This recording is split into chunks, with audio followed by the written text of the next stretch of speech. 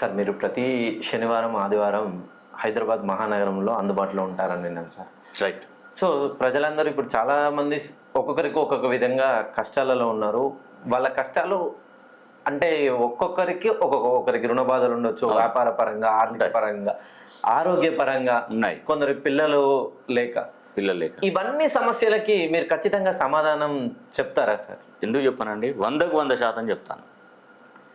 కష్టాలు అనేది ప్రతి ఒక్కరికి వస్తాయి. మీకు రావా, నాకు రావా, అందరికీ వస్తాయి. అవును.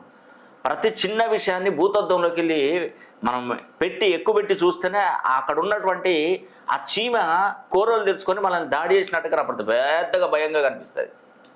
ఆ భూతద్దం అనే తెరను తీసేయండి, ఆ సమస్య ఎంత చిన్నగా ఉంటుంది అంటే అంత చిన్నగా ఉంటుంది. ఉద్యోగం 10th క్లాస్ ఫెయిల్ కాగానే పిల్లోడు పోయి వాడికి ఆత్మహత్య చేసుకుంటాడు.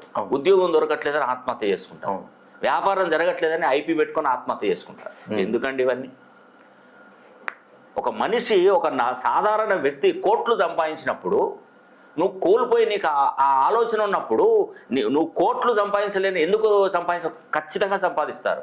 ఇప్పుడు నార్మల్ వాడు కోట్లు సంపాదిస్తున్నాడు, నువ్వు ఆల్రెడీ పైనుంచి కిందికి వచ్చావు, మళ్ళీ పైకి ఎందుకు వెళ్ళావు? ఖచ్చితంగా వెళ్తావు.